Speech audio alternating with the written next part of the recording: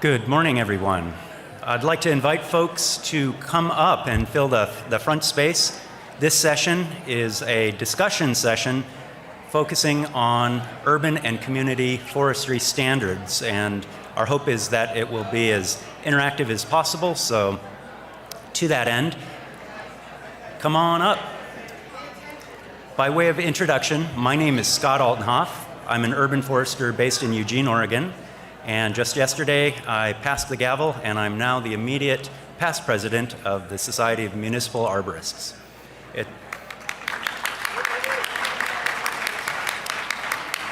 It's a pleasure to be with you here today and to be moderating this session along with Elena and Paul. I've been working with a team of 20-some folks from throughout the world to develop a set of standards that will put us all on the same page and really help us achieve the collective impact that we seek in the realm of urban forestry. If the universe is telling us anything these days, it's that our work is as important as ever. And tying into the conference theme, why standards? Well, it's pretty obvious. We need to be on the same page to achieve our ends, and I view this effort to clarify some standards and get on the same page as a primary and ultra important task.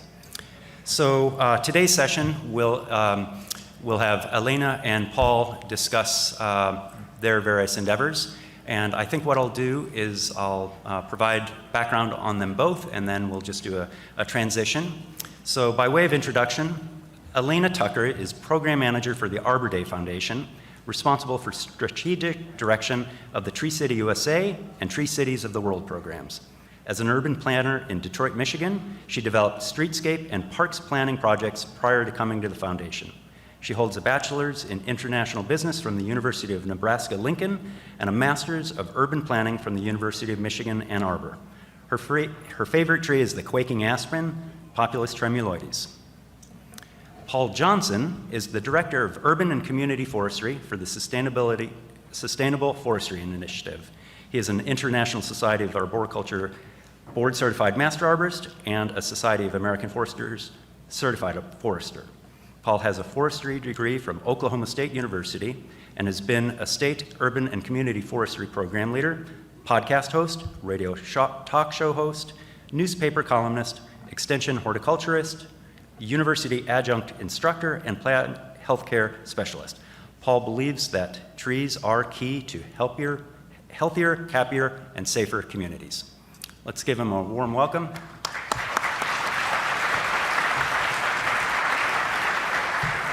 Thank you, Scott. It's nice to be up on a stage with some of the luminaries of urban and community forestry in the United States.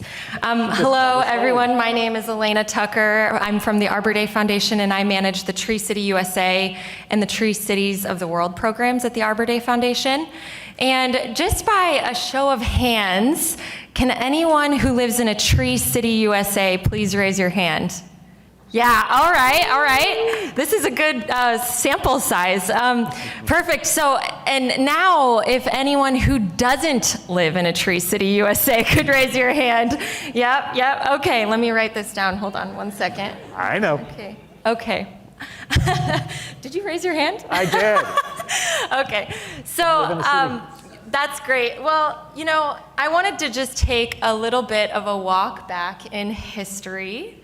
The year was 1976. Rocky was the top movie at the box office that year. A fledgling tech company called Apple was founded in this year. And so was the Tree City USA program.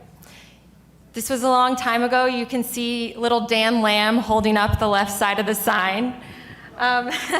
And in this year, 42 communities became the first cities recognized in the Tree City USA program, which was an innovative and bold vision by three partners: the Arbor Day Foundation, the National Association of State Foresters, and the USDA Forest Service.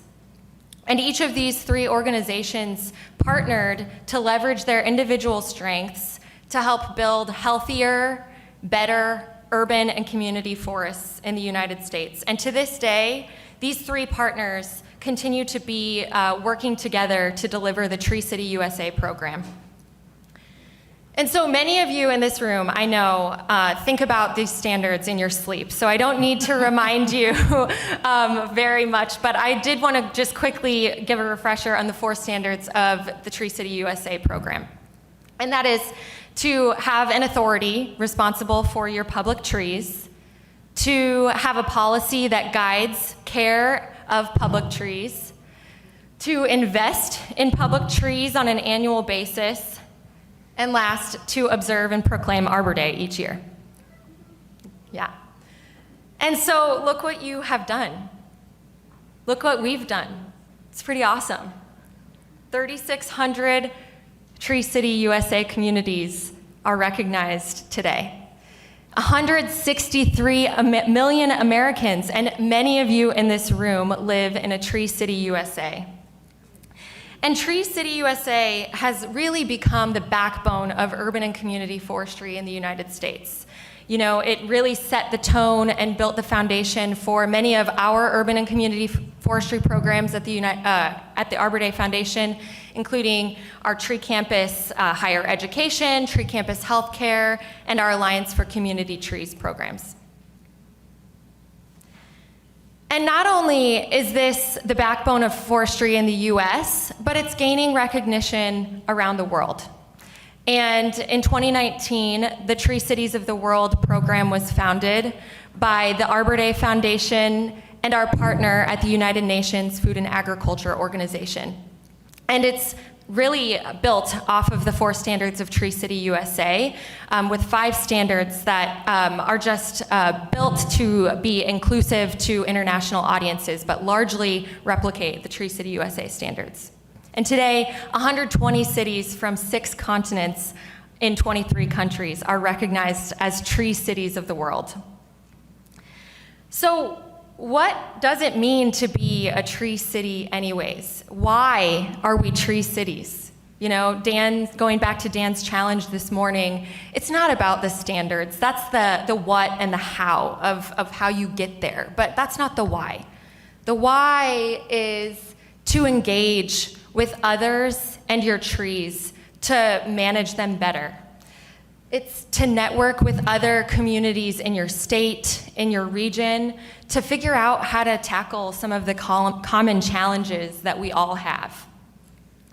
It's to educate your citizens and your politicians alike about the importance of your public trees and why it's important to invest in them each year. And most importantly, no, it's not bragging about your Tree City USA recognition, though I know that that's very important to many of you, but it's to celebrate. It's to celebrate trees and to keep the spirit of Arbor Day alive and well in your communities so that you can remember each day what it means to live in a well-canopied community, or a canopied community. And there is much pride in being a Tree City USA. You would be hard-pressed to go on a great American road trip without being able to see a couple of signs or flags as you are going along the way. And I know some of you even have photo contests on who can find the most Tree City USA signs when you go on road trips. So, John Rosenow, the founder of the Arbor Day Foundation, has a quote about the Tree City USA program, which he founded. And it's that Tree City USA is not the end of the journey, but the beginning. And so things like the Growth Award, which cities that are tree cities are able to apply for after they are recognized for 1 year, are tools. They're a roadmap for cities to improve their urban forestry programs. And we're really excited because this tool got revamped a couple of years ago, and this tool is going to be used more and more in future years to incentivize cities to continue their improvement. But the Growth Award isn't the only thing. In states, There are, yes, Andy, shout out. In states like New York, they're using innovative grant programs to incentivize communities to take that last step to becoming a Tree City USA. And in other places, extra points are offered to communities that are tree cities, grant applications to be more competitive in earning grant funds from the states, like in Colorado, where the Tree Coalition offers additional points if you're a tree city. And in other states like New Jersey and Washington, they are offering rewards and additional recognition to communities that are going above and beyond Tree City USA recognition. And just this year, the Evergreen Communities Act was passed in the state of Washington, which will provide millions of dollars of funding for tree inventories, management plans, and master plans for Tree City USA communities. So really well done on all of these states' behalf for coming up with ways to build upon the Tree City USA program. And we know that these examples are great ways to open additional opportunities to Tree Cities, but you have to get there first. And the spirit of the Tree City USA program has always been, and will continue to be, getting everyone under the tent. We want everyone, just like in this stock image of Oktoberfest, of people drinking Steins, we want to bring everyone in and make these standards as flexible as possible. And so some of the ways that we've been going about this to be more inclusive to more types of communities is enabling military bases to apply for Tree City. And this year, I just worked on a project with many friends at State Forestry to look at how tribal communities can be included in this program. So we're continuing to look at ways on how more types of communities can become a Tree City USA and get under that tent. But now that we have the foundation of urban and community forestry, we also are all keenly aware of the challenges that cities are facing today. And what do we need to overcome some of these challenges? What does it mean to sustain our urban and community forests? So we ask, what's next? There's a Haitian proverb, beyond mountains, more mountains. And we know that cities are climbing some pretty big mountains. But there will always be new mountains after we summit these mountains today. And so, we have to just know where we're going and what we're climbing toward. And so herein lies the Sustainable Forestry Initiative, Urban and Community Forest Sustainability Standard. And the Arbor Day Foundation has been very honored to be a partner on this initiative that Paul will talk about more. But we are just excited to be collaborating on new ways to help cities, including Tree Cities, elevate themselves and reach new heights. So thank you so much, and I'll hand it off to Paul Johnson from SFI.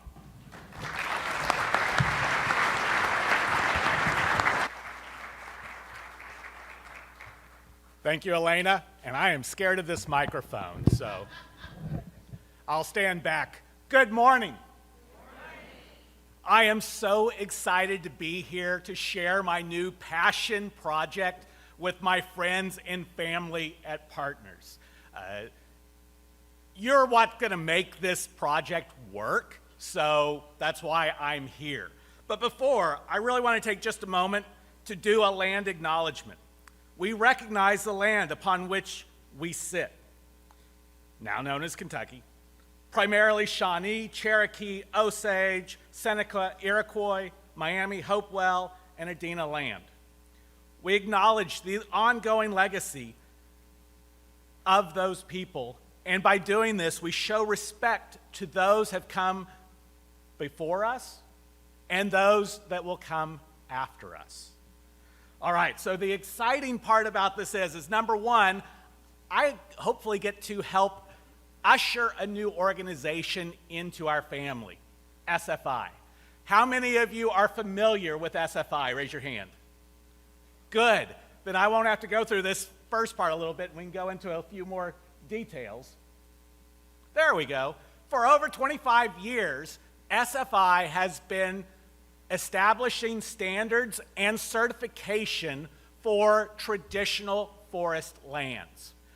Every 5 years, they revise that standard, make sure to update it, utilize the greatest and latest in technology, research, all of that. Well, last year, during the pandemic, the question came up of why isn't SFI in urban and community forests? And SFI being SFI, they said, okay, let's explore that. They put together a group, Scott was on that group, and they did an extensive look and did a survey where over 600 of you participated, and 90% of you said, yes, we think SFI should establish a standard and certification for urban and community forests. So they did. They created a program, they hired me to direct it, and we are in that process. And in just a minute, I'm going to ask for your help. But really, SFI is all about utilizing trees and forests to solve the many issues that we face. And so when you talk about why, we all have our own personal why. But this is the why, and we're going to talk about more specific whys in just a minute. But we do this by working together. And so it does take all of us, and why we made the pilgrimage here to our annual Mecca of partners in order to revitalize ourselves, particularly after this last couple of years.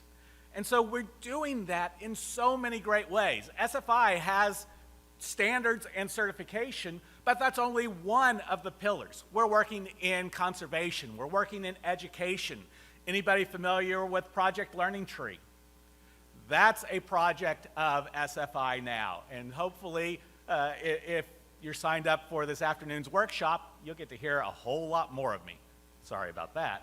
But in addition, we're also involved in community, building networks, building communities, and that's really what enticed me away from state forestry, was the ability to bring this organization that has over 25 years of success, all of this huge network of companies, and we'll talk about some of these a little bit more, and bring them into community forestry, where over 80% of us live, work, play, learn, love. But what really set this opportunity apart for me is this will be the first fully third-party accredited, audited, double-checked, triple-checked proof that you're doing what you say you're going to do. So if you are a corporation and you have EGS goals, you've got to be able to prove to your investors that you're doing those goals that you've set. This will be one of the ways that you can do that. If you're the mayor of a city and you've established sustainability goals, your city's now going to be able to prove that you are doing what needs to be done. Not only that, but we have a brand that people know and a brand that people trust. And we're going to be able to utilize that in urban and community forestry. I think this is great because the other thing is that existing network, all of the CEOs of those Fortune 100 companies that utilize SFI already, they know the mayor, they know the city manager, the city council people. And so we're going to be able to work top down as well as roots up. So I think it's just going to be a new tool for us to be able to use to take all of our programs just a little bit further. So what we have done is working with a great network, and I'm going to have those of you that have helped so far stand up in just a minute, but in partnership with Arbor Day Foundation, SMA, ISA, American Forest, and Tree Canada, we have brought SFI into urban and community forestry to enhance and improve, not compete. So these are complementary efforts. Tree City USA, the SMA accreditation program, is going to be able to work with the standard for certification. It's just a really, like I said, it has become a passion project as well as a job, but that part's not important. But to go to Dan's point of why, our format at SFI starts with principles, then we get into the objectives, performance measures, indicators. We'll look at that, but really, it all starts with why, the principles. Forests and trees are vital for community well-being, health, resiliency, and sustainability. Forests and trees need proper care and management to maximize benefits and minimize risks. Trees are amazing. We spend a lot of time talking about how great they are. We don't often acknowledge that they can be pretty risky too. Forests and trees require the understanding, awareness, and participation of people to thrive in our communities. Forests and trees and their related benefits should be accessible and available to all. And finally, forests and trees are nature-based solutions and green infrastructure. We've got to respect what we're doing because we are changing the world for the better. If you were on, or not were, pardon me, we're not done by any means. If you are on my task development group, if you could stand up real quick, you two both stand up too.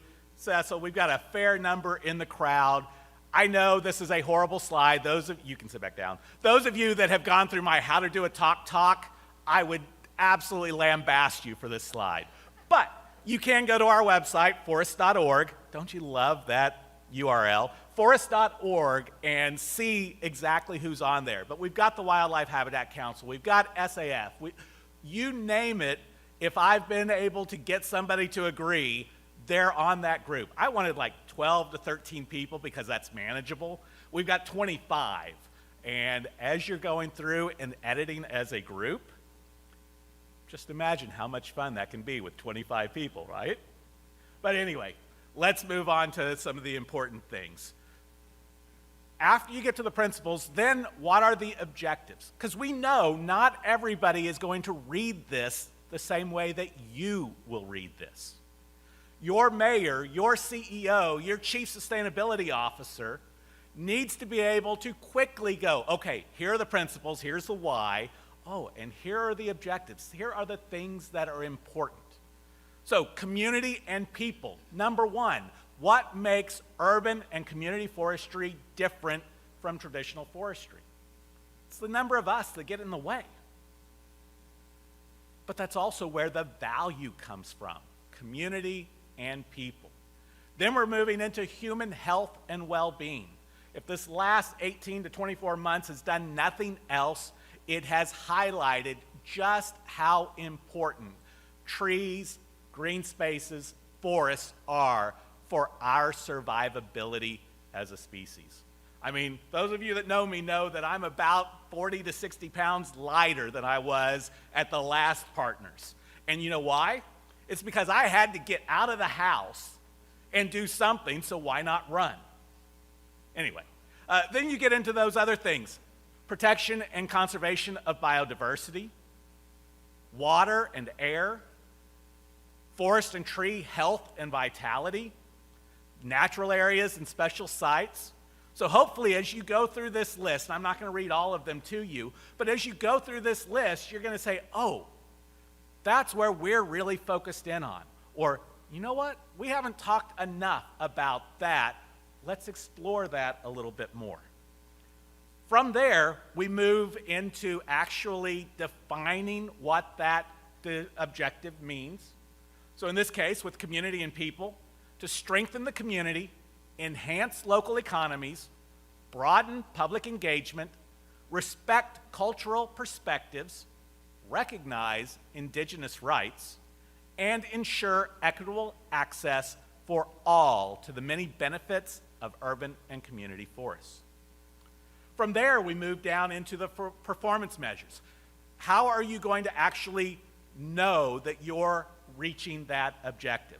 And so for each of our objectives, we have several performance measures, and then we have at least one to several, in some cases, indicators that you can track.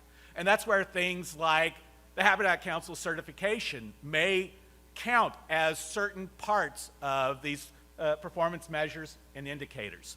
The SMA accreditation is going to tick other boxes. Tree City USA is going to check yet other boxes. And as we pull all of that together, we have sustainable programs, which means not just trees now, not just trees in 20 years, but we're looking out 50, 100 years to make sure that we have the resource and the ability to care for that resource over the long term. I just had to throw another one in because there are a lot of them. I'll show you how to get to them in just a moment. But human health and well-being, we in the South started really pushing this a number of years ago. I'm really glad that we did because it doesn't look like we're on the bandwagon at this point. But if you haven't been, get on the bandwagon. Healthcare is a huge issue, lots of money involved, and we have demonstrably showable, provable impact. And therefore, we need to be a part of that conversation. This is one of those ways. Because what is a standard? A standard is a consensus document. This is not created by the U.S. Forest Service. They're involved. This is not created by SFI. We're coordinating it. We'll run the certification program, but the standard itself is created by you. And that's where the request comes in. If you've already filled out the survey, stand up real quick. Because I know as of last week, there we go, Keith, thank you. There's a couple more. Very good. Early adopters, supporters, thank you very much. But this is your opportunity. You can go through our website, forest.org. There's a little banner that you can click on. You can type in the full URL on the bottom. You can use the QR code. Sometimes that works better if you sit up front. That's why you got invited to come up to the front. But there are lots of different ways. And if you haven't already received the invite through your networks at least twice already, let me know. And I'll make sure that I talk to my group again, because everybody's done a great job of sharing the opportunity. Diversity is wildly important for what we're doing, and I am not the picture of diversity. So the way that we do that is we get you. If you have an alternate experience, whatever it is, your input is vital for making sure that this is appropriate as far across the board as possible. This has to work in the US, it has to work in Canada, potentially across the world. And so please, if you will, help us make the best consensus standard for urban and community forestry possible. Thank you.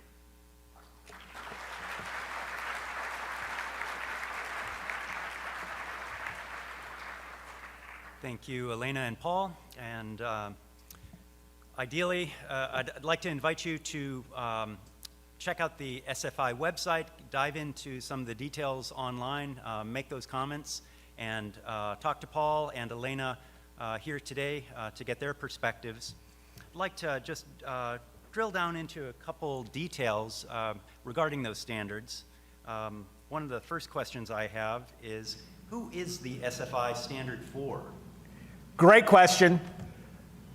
We are intentionally keeping this, and those of you that I can't see over there, I'm going to stand up. We are intentionally keeping this as open as possible.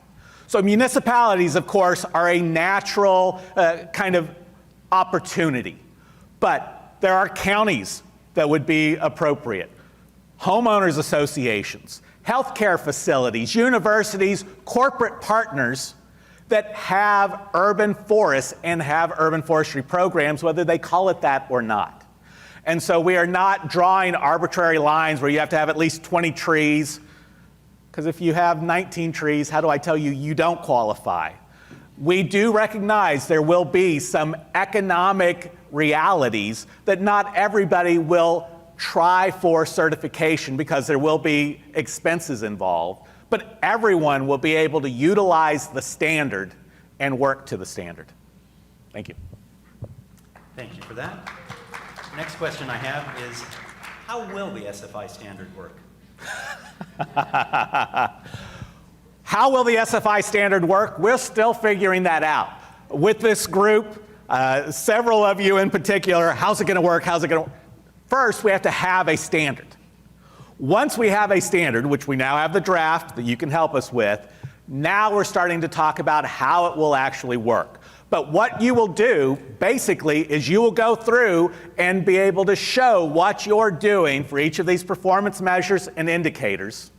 You will apply for certification, and that accreditation body, there's several organizations out there, will be the ones that actually review that and make sure that you're doing the things that you say you're going to do, and then we will grant the certification at that point. Thank you. Excellent, thank you. Next question is, how will the standard align with the Tree City USA Growth Award? Yeah, so as I mentioned, that the Growth Award was revamped a couple of years ago with state forestry, and it's a extremely beneficial tool for communities to already provide a roadmap for them. But the Growth Award was incorporated in our process as we developed this new standard. So you'll see alignment with the Growth Award pretty naturally. But there may be things that we have to tweak, and the Arbor Day Foundation is more than willing to do that. We really want it to be a accessible launching pad toward other opportunities like SFI accreditation, certification. As a participant in the process, from the very get-go, I've been so impressed and glad that SFI has had the utmost sensitivity and recognizes that we have two possibilities: intense competition or complementary activities. And that's what's really inspired me to move forward, because that, let's face it, is a primary challenge today and in the future. Next question I have is, what guidelines and resources will be developed for the SFI standard?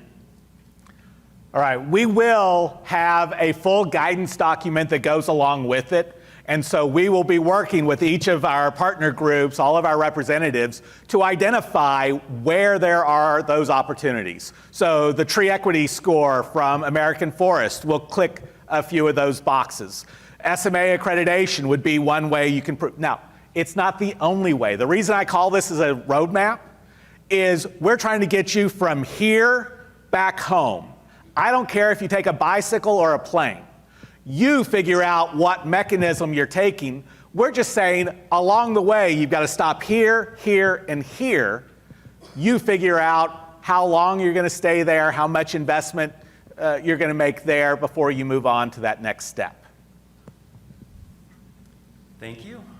The next question I have is, what is the timeline for launching the SFI standard? I should just stay standing. Yeah. The timeline is the first comment period is open to December 1st. Between then and the end of the year, we're going to collate all of those. I'm hoping hundreds, if not thousands, of you will participate. So we've got lots to look at. After the first of the year, I'm going to pull the task group back together. We're going to go through each one of those comments, make any kind of adjustments that we need to. We will then come out with a second comment period in spring 2022. Then there will be the final version after we get all those comments back, do any adjustments that we need. There will be a final version that will be available and kind of approved by our board, hopefully over the summer. At the same time, we are actively now recruiting organizations that would like to be those early adopters, early test subjects. So if you've got a large city or a small city, if you've got a corporate partner that would like to look at this, come to us. I'm thinking probably in that May, June timeframe over the summer will be a great time to do some of that trialing. Excellent. I think that's all the questions I have. Just a final comment. I've long been a fan of permaculture. Bill Mollison once said, although the problems facing us are increasingly complex, the solutions remain embarrassingly simple. And I really hold that to be true, and I see this initiative as being an essential first step to really getting on the same page and maximizing our collaboration and maximizing our collective impact.